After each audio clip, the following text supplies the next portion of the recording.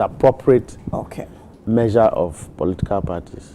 Kasa ni so adi hu na eda woni so de ma mbisa eda moni so anase moni so adi hu se eye pandai rerun mo boabo mo ho akwana pandai se abaye na ebi nso ba be sa kobiam o se pandai na ye den abaye se no de 30th year ye be ko ebi nso ba bi mo ye be sa opposition party womo yomo raising ade nyina nde monte mo raise den se womo kase ruling free Tamale High Court by no womo bonyo senti womo de court of appeal se mfie if court ana enyina anim se o chichire party na unim de obehu se asemba yankoto ho atwode ye de court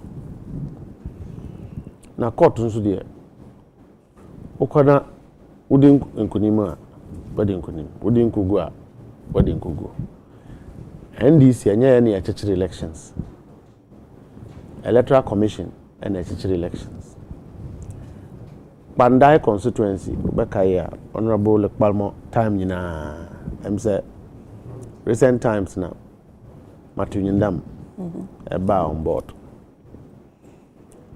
na yenyina ya busiafo me am partly from there. Me papa mama fi Pandai. Me mama efri Buya. The same constituency. Na Pandai Konkumba Basaris Nauris and afi other minor settler community. Nti enyina e ba ko honom. Ene ye kotwaba. Ye kotwaba yi. Ena afi minu ya Matthew crowd ono de wakobi.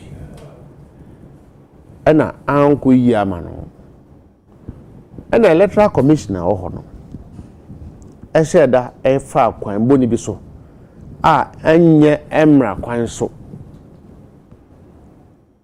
ena yesi entiase obi ankotwe tu obi ankotwe krante obi ankotwe poma obi so ne de akoda court then na wutimi conclude say electoral commission ano honom efa kuntuna say dey na conclude that na yakoka ya asem kire court na de evidence e de court enu akire no anokra na nam ne okaze ayi presiding officer na ohono ya wi aba no a esese oye yi na oso onye biem ode ekotamale sade mra no ahyehye so onye na adwuma no wanye ne yiye ene ye de akodan court na court ebua na court ehu se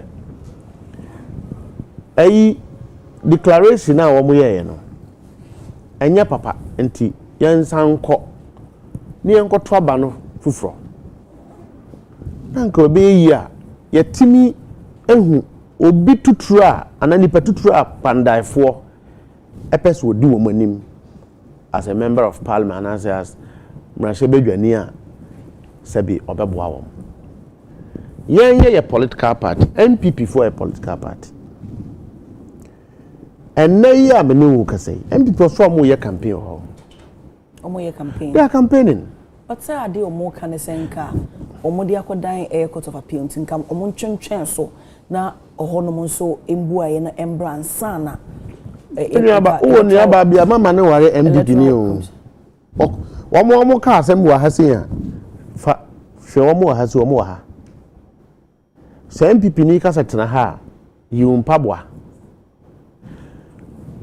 wo ni aba o ma ne ware MPP ni okoye den ho eso no su yi David ayi free ayi a ye declaration me nua Matthew all constituency oye adwuma na nu ya omokoye no let's obstruct parliament business and okra no we hear numbers and Matthew was in Pandai to okono wo ba no aba be ka se confirmed said day na sa ekoso parliament no Matthew is my brother o me ka se ba ko me ba sare ni Matthew konkoma ni ukọ Pandai bu enyina ya abusiafo so we know as Matthew is in the constituency and onu aje tum se ye kwa abato no a obeso we ni biem so what is the leadership's problem so mo de omo ho ne se since ne wo mo ye de se ye o my Ghana ya mamu no kabi ma menkabi bibi koso na se nye wo dia court wo ho no wo de be kwa dan court but ese yetimi ma mre na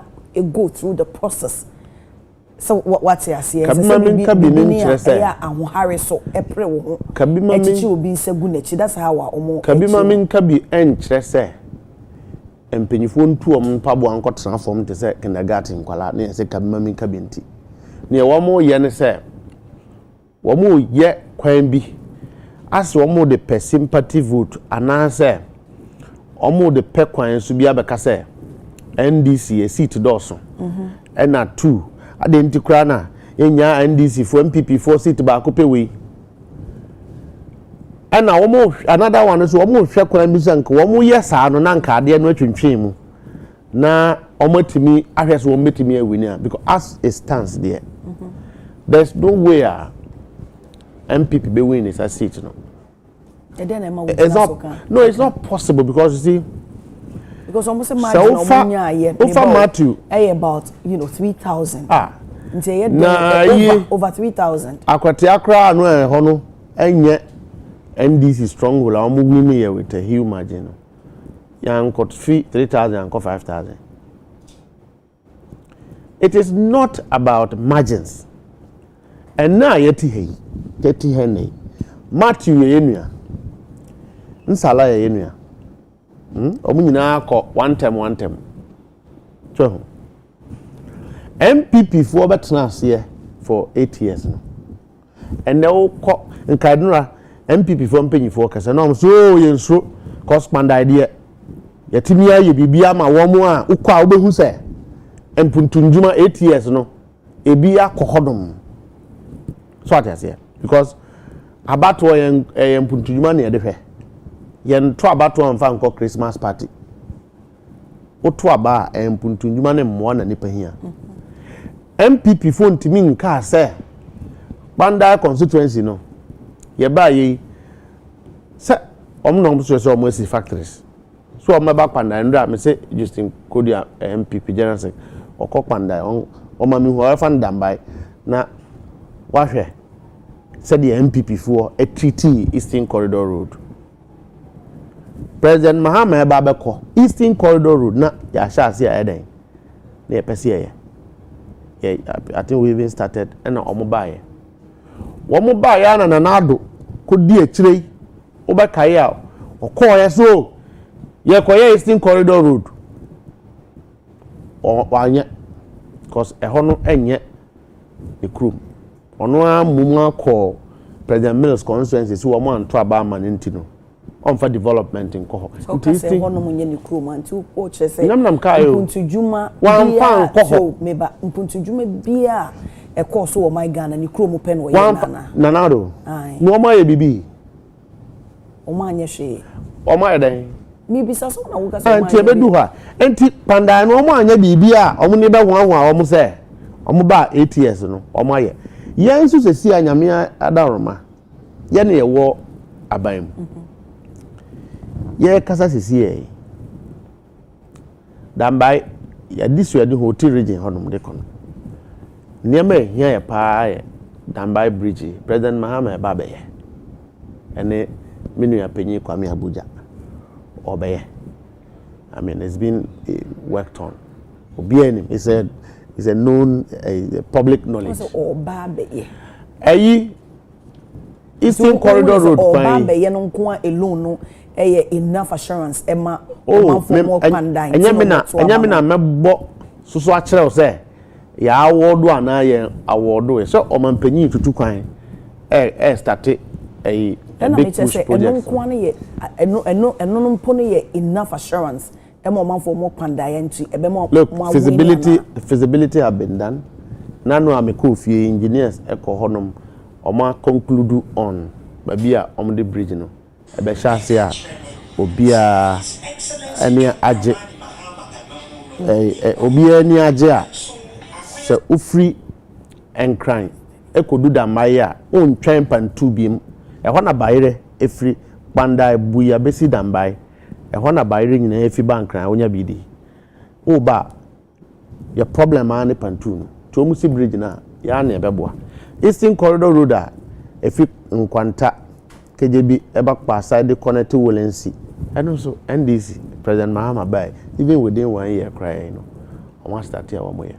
The good thing is say as school adan ananse eniema President Mahama year no 2016 na ye de ko fie anka be boa ama nipa ebi mwetimi akọ school ayi hospital projects cheap compounds omo buy omo ba 8 years omo anfa omo nsanka esinyuram sa ya bay sa na mani nyina asiesie ena ne womo hya ase no ye toa so ye eye no ye toa so ti say free education say sa na omo se betwam ye ba ye nua panyi haro na druso wa ye mu sakira ya ma ayefefefe MPP for also trans no with the Ghana for ska koto pass questions nti sankofo wo de wo ma da chese wo mo za be ye Mustafa Sauka sa pass questions are growing up aye nyina ye for education system ne ade no ye nyina ye pass questions ehwemu esua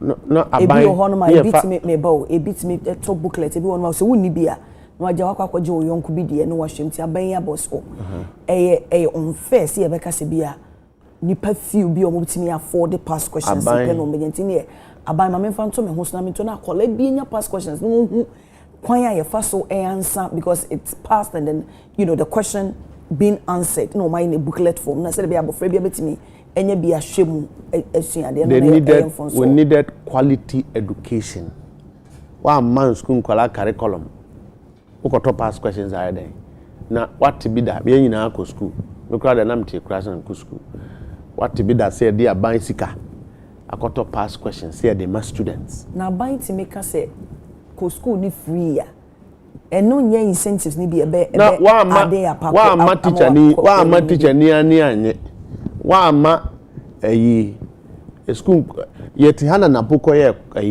contract so $11 million so omo ye internet or schools omo anya nti curriculum amudi sua de ye kan ho asem bebrebe mpanyifo kan ho asem bebrebe omo anya sa na emani nyina also koto pass questions for them it was about passing exam. They didn't care about the development, the quality development of a school child and no go sin chain ye bayi ye bisa omo say ajana 111 factories na hemfa na mosia ye hu bi dams no here ye hu bi so akwanya hodo a wo de Ghana sika ko shemu a wo manwi say ba ye President Mahama oye within 1 year of anko de ye nya ye ba ye si ye motorway de si ye na ye ko apenyo marking school mi si ye. This is quality government enti unhwehwe wo bi a sabiu se owomra hwemedwam na ye kampuntunduma obetimi di na no agum ama na kono mpeso so se ekuafo na ye koboa wo mu a pandaifo hia MP a ono nso no ede na no betum. So does it mean say constituencies are a new patriotic party occupy no because say womo enyo candidate and a president in Puntujuma and Kowana. Dabi. Me say nya chiche development a ope MP or no so say MPs no ukobisa womo omo na eko pre omko stress they no wo ho no me MPP ontimi nkonkoko na MPP ontimi nko Jubilee House it means so wunye enye wo party omo minority president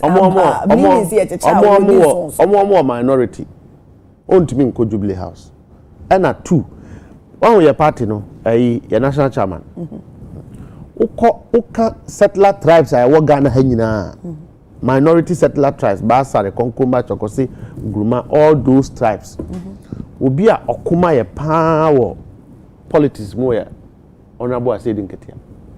I'm telling you. It doesn't matter which okuma in what way when there are issues affecting these minority groups in terms of political representation, in terms of making sure that they are politically involved, the national chairman. You cannot say same of MPP. The national chairman is of the scene. Yeah, or national chairman. He is able to do all these things for this minority tribe. So we are going to look for an MPR. Obetimi aboa ama Mpuntunjuma no akọ Pandai constituency bebre. President Mahama ba ye ya. Animani mu ya. A Greek minister yen hihya. Yen ye do ekua. Ni ehia kua ni tuturu. And say by this time e ko tubaire. E tubaire a de beto no opebra ba. Ya don kofi a ye bedua.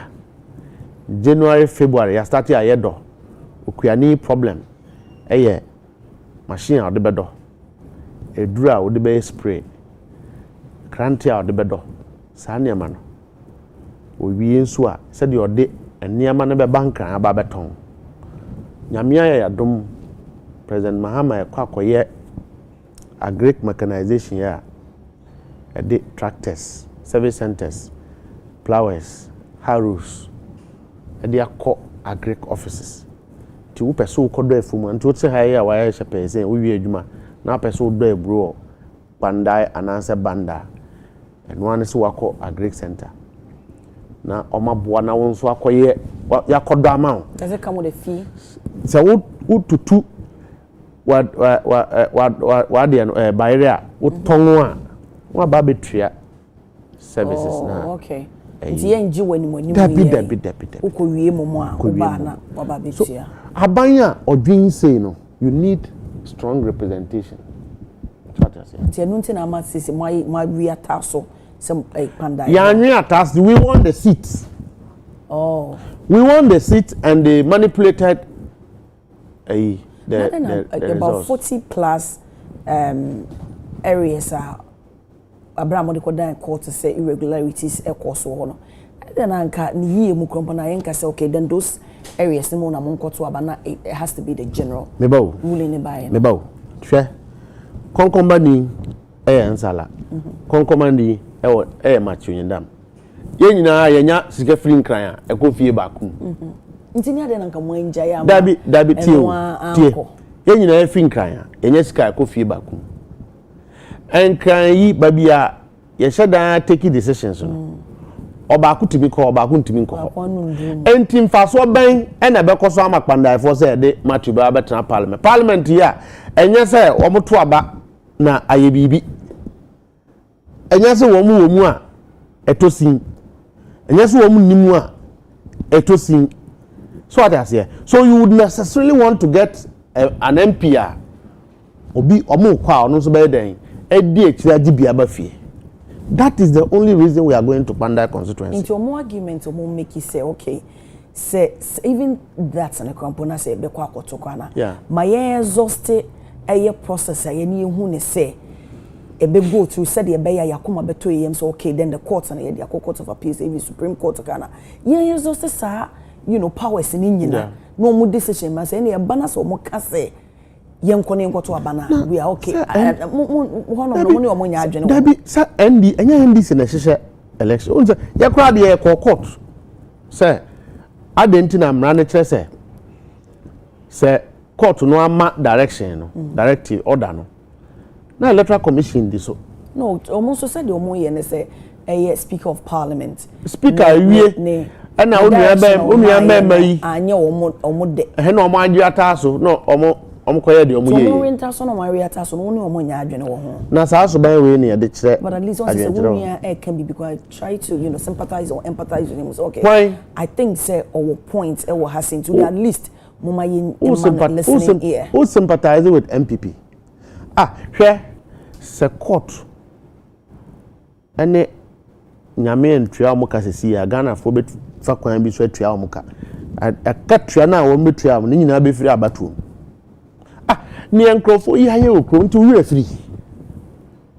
fini MPP for the year Ghana for 8 years say a trahan nei enti wa wani nye kese nka MPP for koto dollar ye shedama wo mo to no 17 cities no hu se de eya na Ghana for wo mo aka no wo mo to no 11 cities 12 cities okay say MPP for koto and more Christmas we ya ye mo nto no se ne no mo ton no 20 2024 enne emubuo abafom yeko Christmas ani monimi ya last year Christmas eba no bia esu a osu se ontimi ntomo ontimi nto enwo a ye de beno amo ontimi nto akokọ enne nso de abafom tractor driver or ye trotro motoki motor okada driver work Pandai constituency enim se fuel a odi gudu motorbike no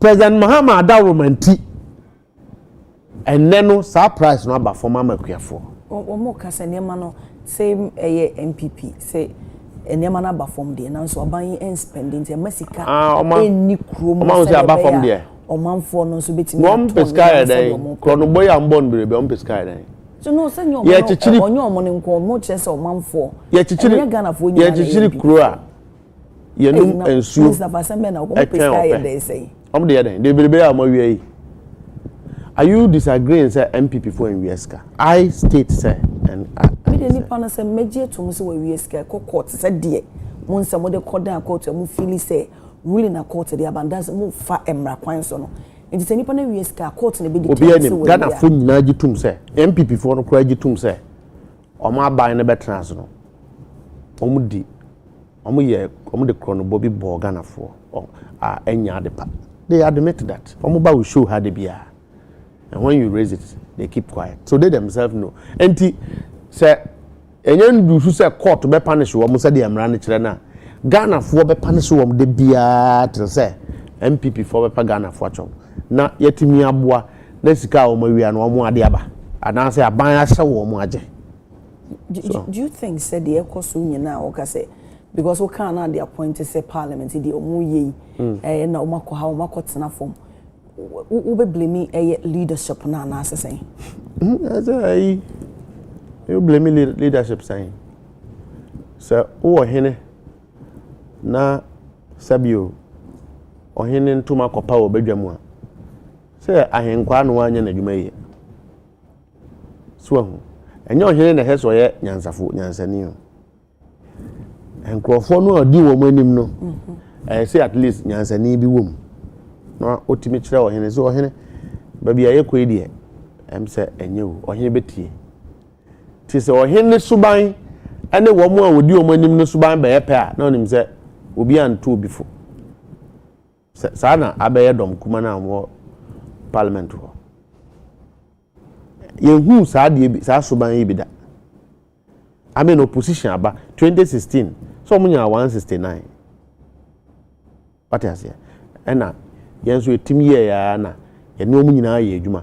Did you see NDC do that until the second term after 2020 ye call election abaye ba akopɛ ena afi a prepare no eba so but they were leaders who will engage in the interest of the country and in the interest of parliament business. Oman distracted way more no more work it out.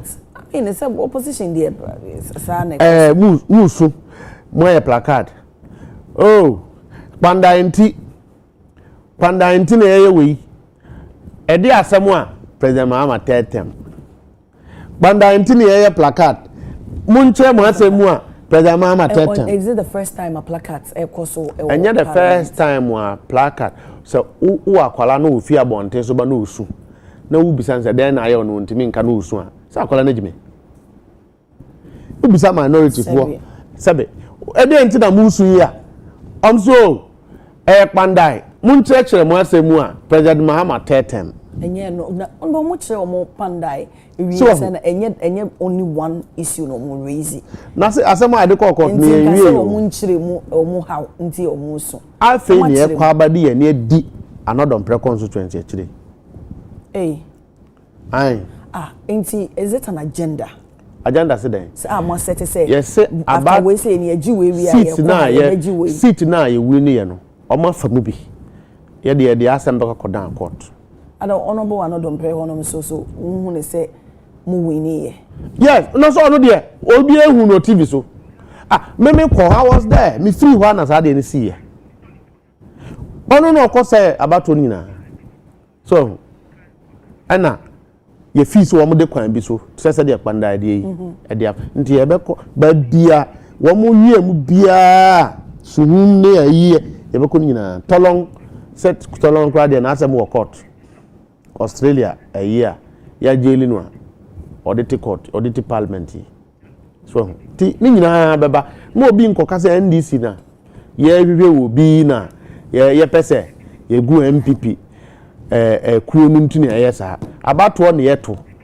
ye koto na ya nto amawo a no asa wo ne ma ko fie so nti ye de ya wi ata so se ba bia omo sisi yen bia ye be kwa ka ho asem na ye mfa ntokwa nko baabi ye nko buru obi ye nko sei obi ade ye de be kwa dan court bua na court kase ampa ade no anko ni iya monko ye no fofora be kokko no fofora ye nyamu ma obi a munyamu ma obi a ne MPP for ye abusia ubewu a obegya ade ama wo mo we mo uja mo be ye de uja omes ade nti na obegya ma wo misu uja mo ebe ye de abusia cha me a say ajapade de ajapade ja no Ora Paul Yando NPP Communication Director Ashanti Region akasa say seat bebrebe na mu wei awo mu de keto mo ni abrem ho mo gi ne bebrebe no mo de yeden yeden ai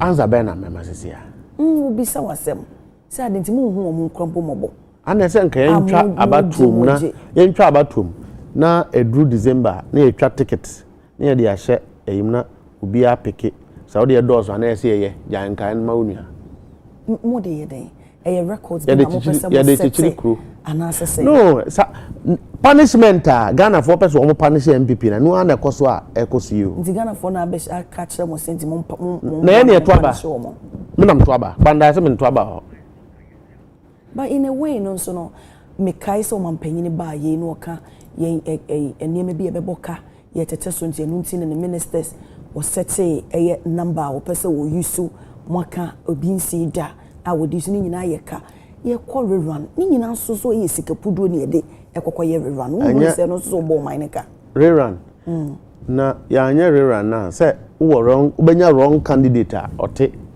parliament se si MPP for MPs no omu use wa ne say abanya tolan cruiser ama wo mo no ama wo salary asa faso bi eni wo so Odim faso bi a minim me bisawo but I think say but obi representing a man for parliament who ne na subaya wo muda na di sana parliament ye represent ida chimba he Mustafa yes micro ye meya me tie mu se micro ye meya say mi mia kan wano tum na me nka nche mi se micro ye me ebi ne enia me koso wo pa ma hye bedwam na say o move to say enye o mu de o move voice o say so MPP abreso ye MPs no so mo ye demonstration some the police for bo MPs cry okay obeka honorable Haruna do small breast so ka some the police for bo say e de harazo say bibi koso na say president mama pen abetre aban imu a president mama pen be ye president MPP for to me demonstration ko fie Mustafa so ka some the police for bo ma police is an independent institution.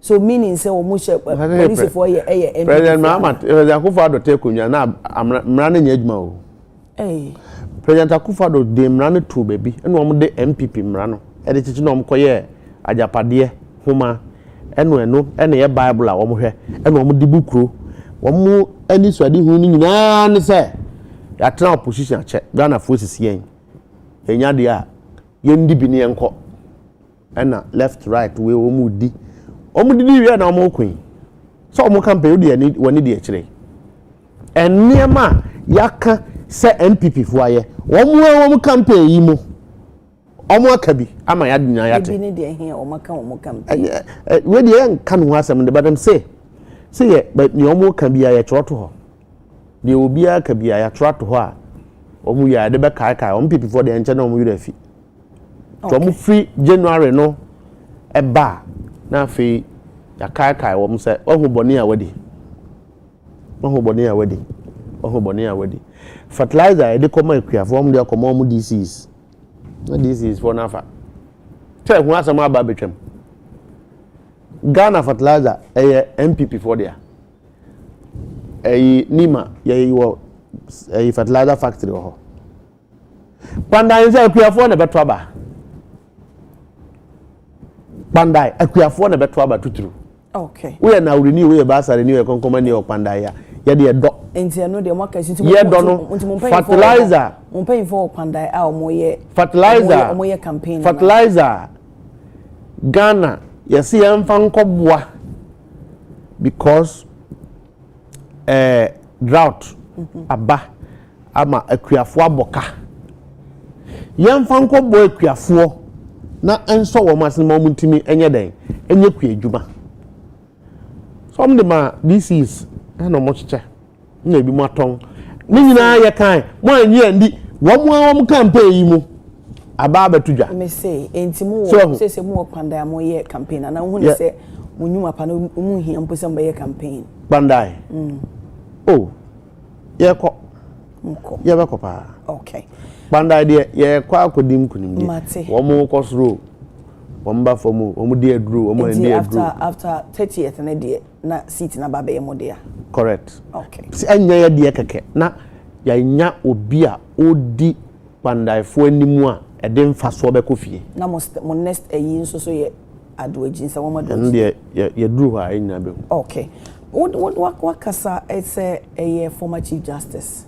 ye ma me get to tokono ne hawa wona munyina ye mfa ho so mo emo minority leader honorable Alexander Afenyomaken e dey ntina ma ukasa so Afenyomaken de bone bebe wa de okrumu nyina se obi enim e asemu aba betwem wo sa pese en koka ho asem no bone bebe se me de me no me pemu enche mu bone bebe no wadi Afenyomaken na ma yetimi hu se na me de menim se ni petimi di 2 days enya Supreme Court ba no constitute and see that organ has seen na mamin bisa kamamin kabia bra start ye besi na ye judicial Mustafa Supreme Court and she ye bi wo ho no ma determine as to when as so mo tena se any days and she any ho no Supreme Court nya oba na ne wa ye make up a black na china wa ye make up we Supreme Court ye institution said ye na adwuma fa no said ye treaty amanfo bia na chira adwuma Supreme Court sa ma na NDC ye ni isi ntokwa we a ye kun ye hwehwe justice tokuno asebe no ko Cape Coast so yentwe no ko Cape Coast yentimi asebe na Afenyomaken de ene ye di akire timi ehu se na ade no kra no eyi tese maame no ama Afenyomaken se adwuma aye no no company se adwuma aye no judiciary ho nyam na meka edabonte so subcontractor ho no ena 2 se na maame no koye yie evidence wo ho no mo maame no koye yie Afenyomaken fie na ye host to na visitor into relationship no e wo ho a obie Mustafa and na Afenyomaken de nani asi Mustafa and work wo so free him fa me me free so me free srem no me for instance se bi company asenkan ha say na me fa se wo ti so yeah na bia BBSC na bia maba osu na me be yade o Mustafa fie ni ka na obi anim se obi anim se me se me be se wa hoho e wo eno ye mfonso e ho won so so na adwumadi a ye di no ekira asem e ho won so so nti ene obi you growing up wo mate wo namfo enye namfo come na moving forward adwuma wo ye wo hihie nipa mutumi na it's want to me father for na want to me go sie wo bi wa hoho fie because OTSC na metimi frɛ na wo ja presentation na oba me officer wo ja you wo adwuma na otimi ja so bia wo Mustafa o influence o mami we su nti mami ja na adwuma na okọ Afenyomaken de na be Mustafa so ena wama at that time no bia beda ne pefe say mami no ana wo ho na enye so be ye Ghana fo adwuma onye na adwuma yi eno de menkum ye tuturu ahia me ne se MPP omtibi ye omo ya se MPP fo yem ye omo ya se who opposition parliament play major role in reshaping your party so se MPP yo fo ye omo ya kwadu ya Afenyomaken na mbebo no me who that say minority leader dey na cop privileges committee leadership of parliament edinako just wa misbehavior manabroso. Do you see the acts and it to be a misbehavior? Ono na menya na judge no. Me say me ka de esi o parliament a kire. Judge ndem me judge no. Me de mani na ehwe. Na parliament na esi o menya parliamentary. Na dia wo de woni hwa wo timi ka se yemfa sa somuo we nyina. Maame ne de subuo bia maame ne de beba obia mfa mo apenyo markings. Apenyo marking ma or politicizing maame ne hu say there was so much influence as MPP on the woman. One man be there the pay face say na do appoint maame no say party nti. So how? And na magana for no one trust here. MPP for nko case no kodi ya na say. Say maame no ko ye, won say the bia da din ukọ judiciary obia ye na adwuma. We MPP ni o, we NDC ni o. Emfa ho say de obeye wadwuma e na eden.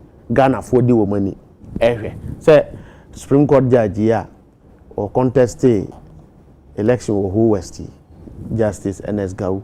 So ye Supreme Court judge. O ye na adwuma fefefe. Obia what is obia boni din say? O ye MPP ni nti onye na adwuma yie. Wanye wadwuma yie a Ghana for beka. Say kuro na ye kekere. Ghana for so na ditumi ma obia. What is a Ghana ni bia ka judicial assembly? I heard because opinion markings ama obi ehu say na justice tokuno more of MPP because MPP National Women Organizer near there. So omo ameye niema onye card bearing bibia sama to judge say unim MPP ni abrebia no mpeso omo appoint no chief justice din bebre betom na meto na Paul Adumo kire oye ni show no bo mami na me ni mami no obo ni din so mami we betim di amano because no kind lawyer for no am defend President Akufo-Addo 2012 na wo nti Paul wasem so na wugina edia ebu asem Paul nya obi kake we consultant on communication for MPP omo hatchet nyina on na ye ona abeka sa na Paul on the kan onam say sa nti honam di mani di mam na chire sa until apenyo market starting ne die nam say we dey see can you say they will see can we can say MPP for jumo mo ba bedi but I think say mo account say won so na waka ai ne nam from mo say MPP insiders ni bi so na boama His Excellency John Dramani Mahama e ba pa so asem no a won say o kasa dan crofo ma na twister me ndi e chire wu jise twister be affect the party and now government na and we need the mo bapa nti hu ne say enye twister be adwena na say twister me de bia am kasa twister wan kasa me can in context sesen so sensi so insiders bang me boy o say insiders bang from MPP hu say abusianfo ehia a o metu ohene boneda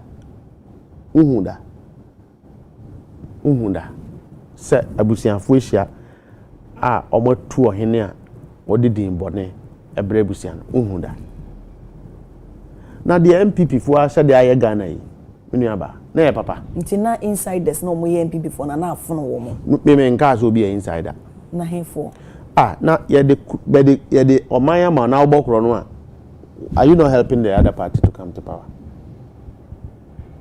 bokro krono bebrebe ya omaboyi second of urata de ekra doso me mpesa ya wo be conclude on that me de ma conclude na me kan de bia say MPP ni a onim se wa mok ma on fa me court na me mfa evidence nko ne hwe but say twen na emra no nya wo madwuma enam say ne ka mamra ni nwie na onyansa ni no odi ye kan o mampanyi president Mahama yo bi a na adwen mu do a odo man no pese emra ne ka bi mami nka bi ene emfanya adwuma enti emra no ebe taking the own course ntimi nkoka say me party or power nti na MPP ni bia na ya che no e de na kotum there be emra no be na adwuma and we must respect that but it doesn't change my opinion say MPP for there we a mistake e de crucial wo monsa wo bese no wo monso na MPP ni e wo eyenyi no omso NDC for nko school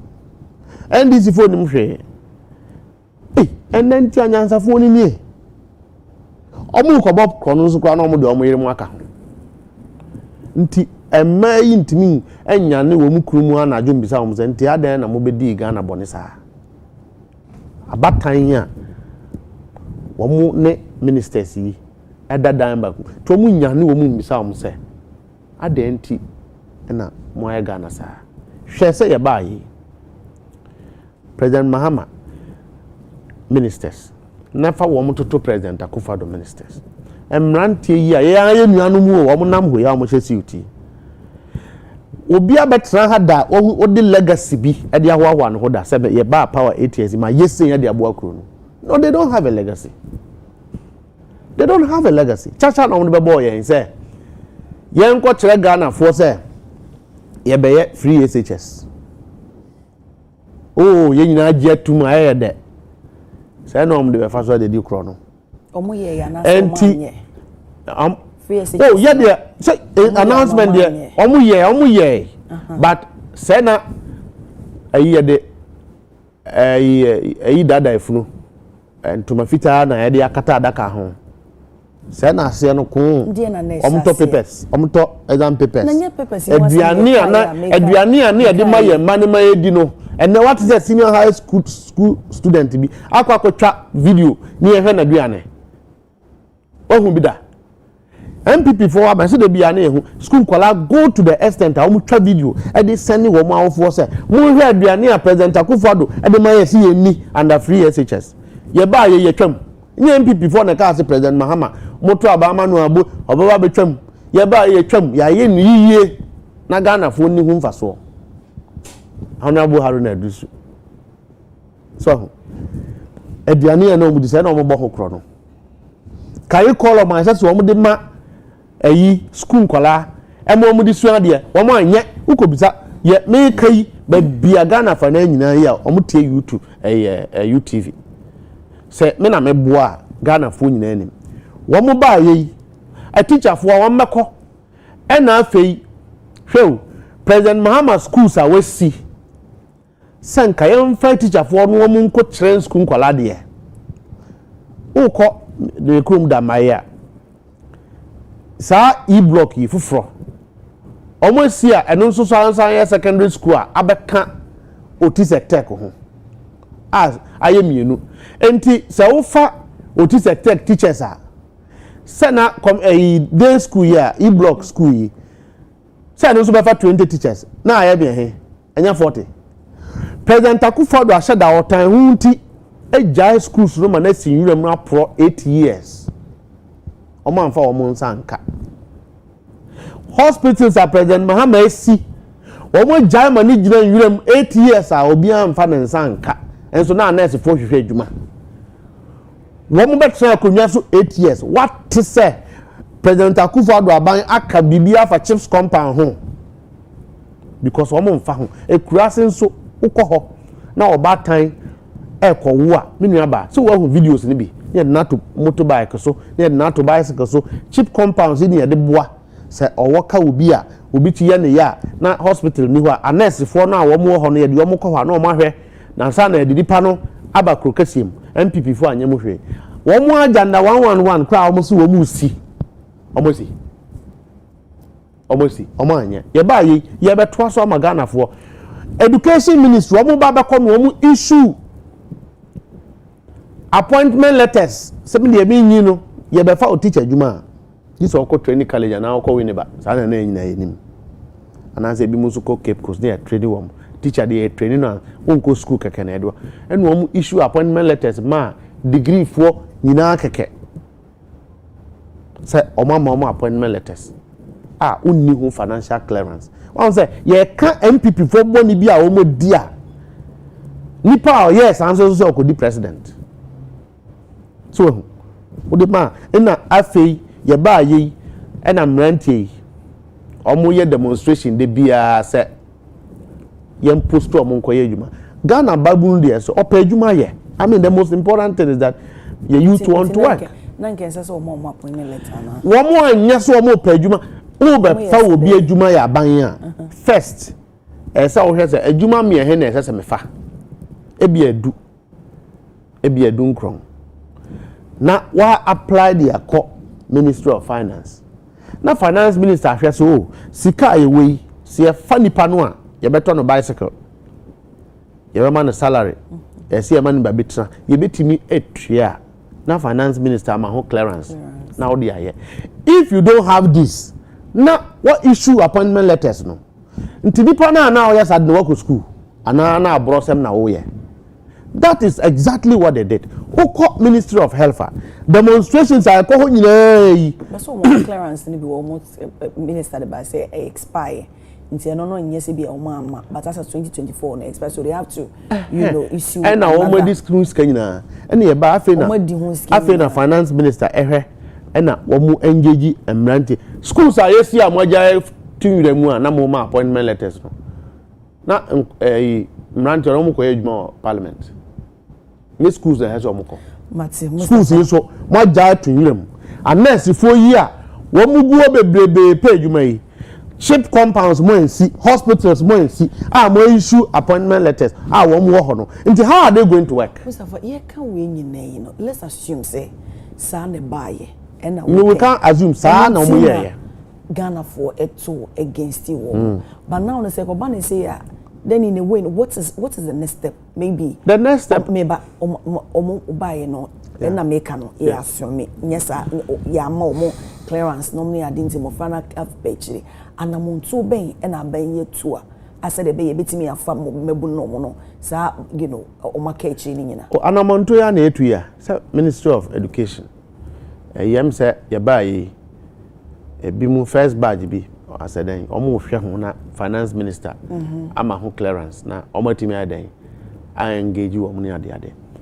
next full year omo ye demonstration so omo pay adwuma yi na no menua Felix of Osukwachi be announce here say I think by the end of the year we are going to commission over 12,000 chip compounds.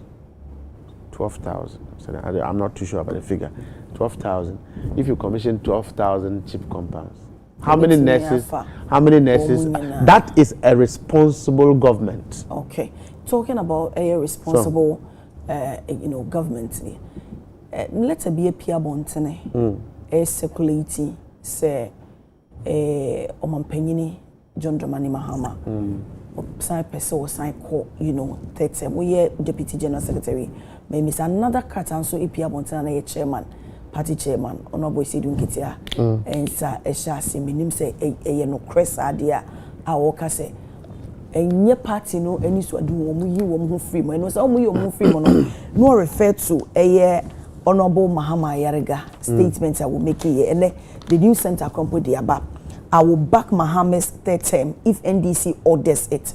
Ayarega, as a throw more light on a party no adwene mo pose mo be go through the necessary measures ama Omanpenyi John Dramani Mahama assign akọ third term ana what that yemma enkrofo yi a omo ye kurubofo yi ensete agenda mayem to ye na sete agenda no mu di ekire so because omo sete agenda on special prosecutor and abeso won kom nti omo pe kwan bi so ama another topic about bedadwa and one wo ye na sa krata yi a ka ho asemi brofo a wo ma chiro mpokura na national chairman trust abrofo signature wo de asan ya national chairman signature chese omo abon ukobokro no a boni yiye ananza okodi boni a di ni yiye na prepare we chire omo nsanso ni sa anyansa no enya national chairman signature and a national chairman kasabasa oyo bi anani afi oyo panyin odo no odi nyina anim national chairman will hardly come and talk ono opeso okasa nso obekasa enye so osoro obi and a two NDC ni president Mahama nyan kotra ba bi en discuss succession announce next president announce next flag bearer. It is not an important item on our priorities now. It is not. And a two, what they have published here, Honorable Mahama Yarega and Kasa. ensem twefo yi an ko bisa no se ba so se besia se na wo de obeye e na o kirikiri eno anu om di na no akosi boni. But it was a profound statement he made. So party need to take a decision or better. Or sir, if the party happens to be discussing and take a position on a certain matter, and as leader of parliament, if he happens to be in that meeting, because fake or kahubi, neck if he happens or to be there, if he happens to be there, and he expresses his stance, his position, and that position is not enough. Or a lawyer knew, MPP for pen say that is how they take decisions. Basa, or a lawyer in the boardroom, you can have a good point, but that point will not be taken, will not be accepted by the board.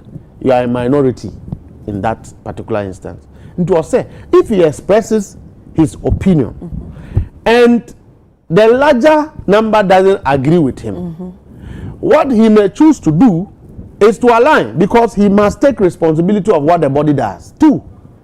Or he may choose to resign at the time of the decision as majority leader. Or he may choose to even abstain. But me say, MPP can set agenda for us. They should be very worried about what is going to happen in their January see United they should be very worried. Maybe I would say no. They say they don't have what it takes to set agenda. We must set agenda for them. Okay. President Mahama Bole for document by minim said ever body impo. Bole aja pade o se bibi emma monten ye na na do so de oni ne nuanu ye aja pade a said the omo de be efa Ghana fuska, and we all saw it. Yeah ba ye minister bia nko wie ska won metimi aka ho asem won so mba ye won ba first year e na kenofo rata e de koji bond euro bond e na de the company koji interest first year. Mustafa until now, no, as a deputy general secretary, who can see to say, and your party not gonna say more yen share ama a President Mahama as I could tell mana. Mahama Yaraga catch the more mudina no, echo see boni. Nandra, Nkoka MPP for the year, the party phobia and Tiasia almost super me. What person be Sabaka winner? Almost answer super me. There be there is nobody in the MPP. There's nobody in the MPP that is capable of setting an agenda for me to follow. It's not about so be setting agenda. Wait a minute, Mimi be but the most important thing is Ghana for battle now, warm water no, and who ban for swore. Ye ban for swama Ghana for. So see a chrono bona or my bonumpono, ye chasso. Say, unte krono bo biem. 96 say no. And you na performance. Letter na aba no. Letter be any ho. Ndra me letter be na aka wan say. Letter me national chairman letter. Oh, that be ndra me de to me walls so cross a fake. A fake. I'm enti munsi. MPP for na asa de no a. Me the young people they take MPP out of it. Me Ghana ni me gina ha. Me kama simu achrewo say. Me kama simu achrewo say. Wo party mu. Said the niema. Opposition na wo di wo party mu kombo. Yeah. Eso wo ye panyini wo.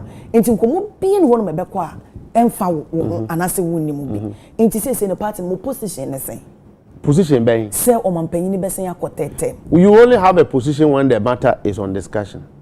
But say when enye bia na me ne wo kan emba ya. It is not an agenda. It is not. Say I party for a woman epe aduane adi. Woman pay ejuma. Ya wo Ghana for akuafo a abatan a woman ko emrantam. Wo pese eja no ko kan. Yes say a wo ba ye. Say metiechi a metimi account the number of times yeah. Wokasa what you so fulfilled and so happy about how a man panyini eto ne niema efa checha enen so eto ne niema fa we happy and sometimes you can say obi eni was say for wasem pakodo obia bibi ekoyie na so obi eni age obi akomato o man panyi de wo ye de na e baka say 3 years de iso say de niema si koyi de nim say wo de e baka akodu bo sha asase no so enti media party ni pa yegina si ne say sign to us we know the sanity ana enye manu na be free aba se ukọ abusia m kope oba na omo pe wasem abusia na be ka kire okay nye omo a omo ko ja na be ka kire na me no mente se conversation bi saa wo hoda na two within the party no MPP apenyoma kesi ya o se se ono no oba abonte no aba bejeje MPP for no to say or he's doing anything in their interest. Later we know honorable Fenyoma Kene. Ono no kofa ba parliament say President Mahama pese o third term. President Mahama pese o third term. I don't know what he understand by third term. So and we kofa ba and we ka ho asem and should that become our agenda? Meanwhile papa yi kra no MPP no on ibi kakananis chese ono no o de niam a wo ye MPP for no knows.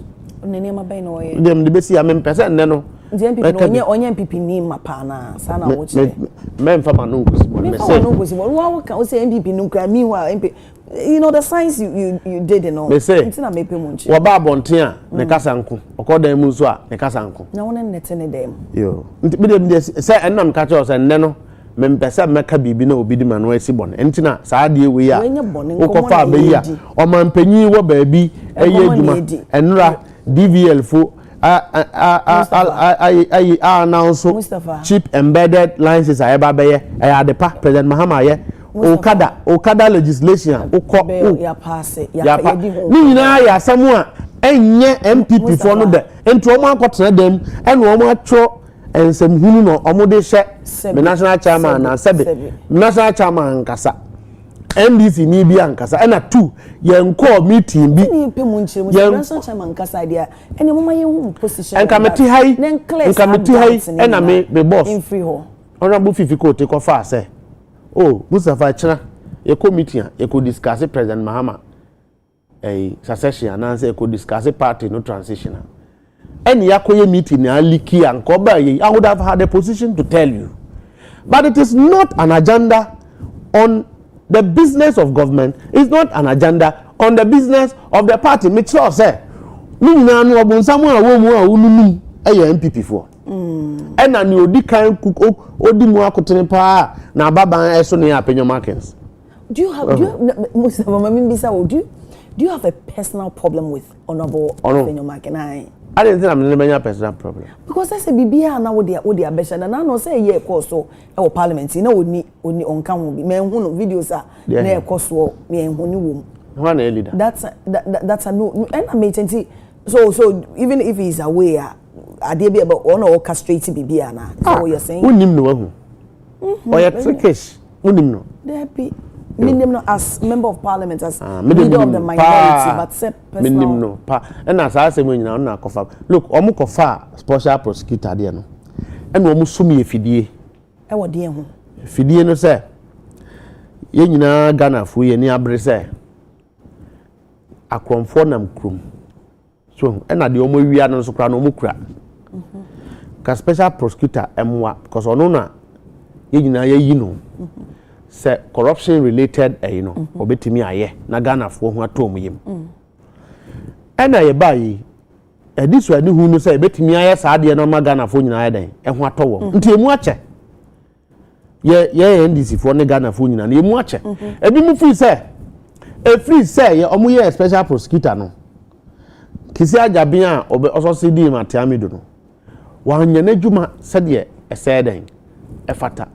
Emma Ghana for bebo na baso tinkebe ya onfa ne dibre ne den ento na yempe obi a obetimi aye na djuma na 2 na ye Martin Kwebu mu group no ena bi mu so fi say na special prosecutor no adjuma o ye ntina abese ye the corruption related offenses crimes ni nyina de akoma ono tiama when he is dealing with something, Attorney General cannot also begin a fresh process on it.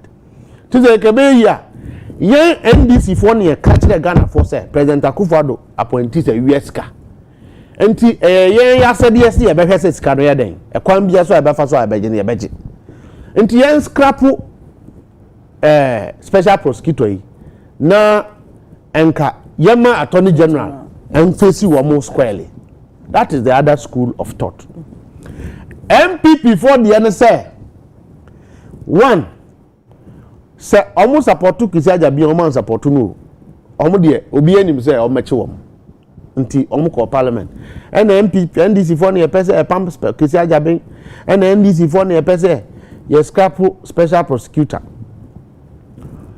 Special prosecutor no ye an executive body created by Parliament. Private member bill. Anyone can sponsor a private member bill. At the formative stages of the bill, anybody can intervene. President Mahama didn't halt or order the sponsors of the bill. You can also sponsor a private member bill to Parliament. Oh, but so what can say Honorable Mahama Yarigani on about the firm bill no? They should. On cancer or request him. He has expressed his request as the president. But he said they shouldn't. It's too early. Near more, you know. Yes. Now, a peace council echo. What can what say one of the who say it should we should speed a prosecution. Exactly. Any other. And one and Kisiaja Ben so Siano. Or no, so Chiwamu and Chumu Ghanaians will judge him. If he does his work or he doesn't do his work, he will account to the people of Ghana. Because he doesn't have an excuse not to do his work. Or resign, he would account. When resign, Ghanaians will hold him accountable. So President Mahama believes, sir, even though Kisiaja Ben has investigated him as president, it was an opportunity for him as president to make himself available for MPP to assess him. So no President Mahama Namhono. No so until kofa fees all the canoa enye. And he also believes that if Kisiaja Ben can investigate or no president, he can investigate all other persons. So why is he not doing so? So what is here? So there's no point for MPP to then say, but many MPP for become a better now almost speaking against it. They don't see the use of a special prosecutor in the office. Because ministers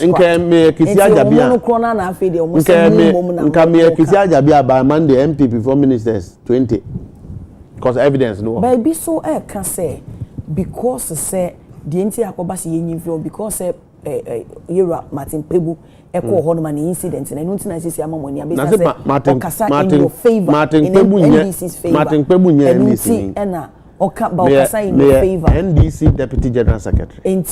Martin Pebu is not a member of the NDC. And at 2 time one no Kasama President Akufo-Addo Abino. No MPP ni. He is a private legal practitioner and a public commentator on issues of national interest. But I need favor. A favor when that time I favor MPP for now almost no. And I may say so now no. So what me I pinpoint is because MPP ni I'm pretty sure so because say no one kasama na favor or your commentator say the whole cano. Until now no almost bet me I say almost so aka so kasama ni favor. No honorable na tibetana e kan ye say Yera Martin Pebu or Kasama mo NDC and also why a former Ablikuma Central MP. Former one. So he is entitled to his opinion. But I'm just saying that I've given you a general view of the issue. And the MPP for Fize Nkwamu ebe pekwan biso. Nanka President Mahama tinadi beye simpapenyi na wamugu special prosecutor na mse ha so all anu kra no am de baaye no omu ni omu mpeso omu ye nti no omu agu special prosecutor enti ena no ababa so omu kontinra a omu hu se saade ni nyina tonsuom na omu kofa paper omu ko so omu abroza so dan yo sabi na omu control ne omu de se national chairman na yi ena omu de betu wi a eno so so a nko be bia enti tetemo no tetemo ehia yen se si ade ehia yen se ye betimi aye adwuma ama wo ho atɔ ye betimi aye adwuma na efin a MPP fo agukuru sɛde ye wo ma sei kuru no ye betimi asiesie amagana fo nyina ho atɔ mo ehun no na President Mahama eye ne sisi. Are we winning against illegal mining? I think so considerably. I'm very impressed with the gains here. We cannot say that we have won, but you've seen considerably some amount of effort that have, we have made progress, and I think that we must commend Honorable Ama Kofi-Boah. And time aminuya abujina poto no oja suit she na nkono so ye sa effort no anka would have progressed because entokro no a womotu over the 2000 mining lease that omo issue no omanye ne yi no entokro no a womotu no wako pamu womo afiri ho no sa ntokro no yansi o afi na sese aban pehuska na yekosi sa ntokro no mate 9 months omo so no say omo logistics ho akwatwe ama womo politicians and then chiefs abe hindrance ama womo fight. And na say we kra meti here me officer say me so and na for adwuma bia we bia ho nsunsanso. But say say illegal mine and yade and say nkomo ba besu if we you want to fight even banking even fighting nya na kisi aja ben etonsuomu ya ne ho hihye ni obia also man bia no ho che edu ba bia ho kodim kakra but you must stand your feet and do and anu year you say enua MPB eko obstructing 9 months for. I disagree with how it went, but o man penyi hey o sim my instruction and my MP ni kra na yadan and he is under prosecution onko kire say ade no waye ananse wanye den wanye. The following time police for this is the first time I say police for akoye super how much them for 500 dem all in the support of Naimos. So what you say. So it is not, and the fight cannot be without some of these impediments. But when it comes and you are a principled, committed officer, unim se juma uyeno.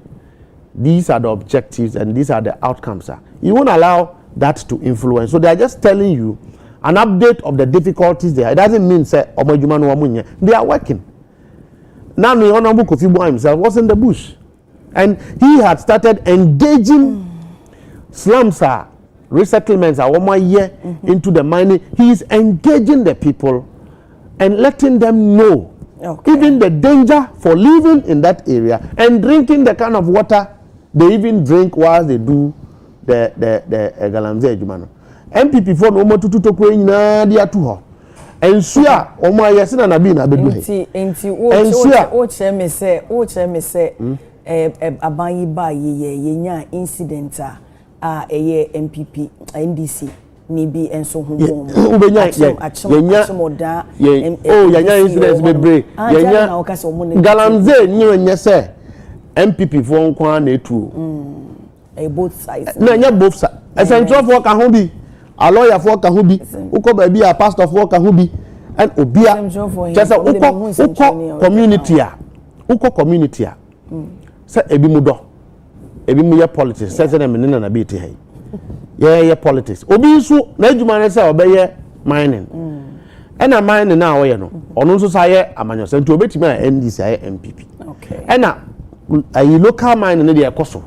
Ebi ye ni yiye, ebi nso ye den. Enye. So when you say a MPP for Naya, you may not be describing them well, but they had a responsibility at their time to ensure say obi bia no ye no we NDC new we MPP new why yiye amakuru no hato no eno no no anya na omo kra na so no omo akopam omo party for no omo dey ama Chinese for nti most of the ministers no were doing it. They were here beto dwa na with evidence eche so moko pam MP for no the Chinese for why. Oh, somebody dey bia me na muram. Nti wonti me na dey na one report. Say it's me ban say then it's an illegal. Say dey dey campaign ya almost say dey galamsey campaign. But don't you think so say by now no can say come achieve any more based on a campaign message and campaign message 1 year. 1 year. 1 year honeymoon also wonyam. Oh, but I mean sometimes what do we need extra the way I'm projecting on Obeka say I expect it within 3 months. Na Bonia MPP for a dear and san no mo akono. Ebi kura ye kan ye time enye ntimi nkan kire kuro. Ma me no one sorry so with this. So, the way our man penyin e can say ye premature say ye best scrappy OSP office no same way na moving forward you be who petition akose EC chair and any 2 deputies na so you be who ne sana me na MPP fo nyina gina kuro abakum sese enne me nua panyi Justin general secretary me boss o say into EC boss a trans na bi pe na man tese waka ho ase but all complaining wakasi into EC boss and you free ablekuma bae am say into no also onye happy about onye happy ni chese me so me nya happy me so me nya happy na me dia ma asem no say enchire say you ma asem no say because beginning no areas o kan say yen konkoto aba no ewi eche na san adane ma asem no say stations na adults and no can say ma asem no say no Mustafa on can say you into me person would say what bizarre no ka so wanka anu ye what bizarre me na me ka so waka me na say onka me MPP ni me boss me na me say so waka onu aje to MPP fo ni bia na me nua na bi dia na me nte but on cry complaining and I'm say MPP ye koto ba na bone esia untimi mo MPP kwadu mo NDC kwadu eye EC na he so ye na dwuma yi eni bi na esi wo panda ya omutin kran ya omusuin but ye be kwa koji sit na from sam EC na he so ye na dwuma yi ansa na ye kwa koto 2024 aba ye kwa assembly election jemanza anya na yi obi enim in fact ye to 20 December ba to kwa wie na the places are na EC nya ye assembly election wie machines are nyina ya to aba 2020 awia MPP or NDC nyina ya prese EC fakoto fakon na hweso na ye bekọ abato a ibra na yehu se chinchin na obi ankoto aba no na machines ne na makwala na nkrofoton na ewiawia so what I say this is dangerous and but they took some to court work about on the petition ekoyi omo de court said machine it was under his supervision say me try na NDC BBC so the kwadu bebo me and at 2 I believe that she hasn't demonstrated competence ye ko ye time na ye summary of a voters register unim na ade na omo de competition kora draw na kora draw ye de mathematical competition man ye so the competence level is not there and when you are going for an election the referee no any competent it's a recipe for chaos 2024 about when you say a biti wo na bitu omo machines a wo build so omo de bokro no na akrahye a nyame a won pebone obi a we wie ska ba mu wie ska ba wa san so akọ build the system wa person di na akrahye en na ba ya ba omia e ko ka say enya no na ba ya na nke ka ababa ko ye beti eno nso enan de ye ntimi nte ho asem mo mpanyi beka so okay eno nso ye you know premature say ye beka say ye chairperson and the private member bill bo ho easy dey na say a private member bill be any ho nye parliamentarians na citizens and the president cannot interfere with the right of if any citizen have a complaint against a public official that citizen can petition or that citizen can go to court now president no can but this special parliament there no say parliamentarians and there's a relationship between the executive and legislature at any point in time administratively you can make your opinion known on a certain matter. In fact, the people who are sponsoring the private member bill, they may decide to defy the president and proceed. So what is here? And proceed to sponsor the. So and a President Mahama Shea will be here. So all these politics are MPP for you know. M1. Na ntiani NPP fo nyina na abebe gina kurwa ba ko se wo ko na bi beba mebisa ya be gina so ejina sa skill na wo kan senti mu nyina na maya na bi do be politics wo stand ne say ya ma me je na ni 2 deputies no moko enya me na me stand nipa o competition ye no de bi say wo so wo no mu na adwen nti me kan wo personal sesi ano MPP sesi ababia meti MPP ni NDC nyina ka bom emfa wo ka me bisa wo Mustafa me dey so ye na ka opinion ye na de ma wo a ye pa ma wo ba 2020 na omo problem with Charlotte Osei say President Mahama na appoint Charlotte Osei nti oba be wie mu ama President Mahama we die no yen ka say President Akufo-Addo na appoint it doesn't matter yes say she has not demonstrated competence okay nti yen twen na ehu ne e be free Chief Justice said the Mrano Esheno. Yeah, really, before Haba. Mami ready Mad Lion ne message na what they are sorry so mami where Desmond Kojo Boaf aka Mad Lion. Kama does not miss address. When NDC and government communicators like Mustafa Bande are talking, they should listen to themselves. Sometimes they talk as if they didn't follow the 8th Parliament. Instead, they care to know. If they care to know, you did worse things under the leadership of Honorable Haruna Idrisu and Atufosan as minority leaders. Indeed, Mustafa Bandi is talking as if President John Dramani Mahama has never been a president before. If they care to know again, they experienced worse under him between 2013 and 2016. Yeah, can't ask someone the equation. Sana anu asem ye twa ho bi e de. Mama, bolifo aba bokro. Mustafa me je wanu de se me twa to me ja okwa. Wo se kpanda ne de mo ko. Enye sa. No, di nkugo no te. Edrus na de munya ngoto ho aba de ye de na wuti. Oni na se wonim se be de kwakọ we ni ade. No, wonim se. Ayo tu de wanu de se me twa to. Me da se. Mfa menu apenyin bra we yo betutu bia ma ne mesa Mr. no be so get na say answer na menu nwe me da se pa ebusia for Owura Mustafa Bande on a deputy general secretary for National Democratic Congress and ameneno atwetwe ha na we mpunimpu de dika de esi de to so mienu de Owura Henry Nana Boache Esquire adodo na friend Nana B on a national organizer New Patriotic Party. Lawyer. Yeah, baby to us so enti enko baby ayi baba sisia. Lawyer.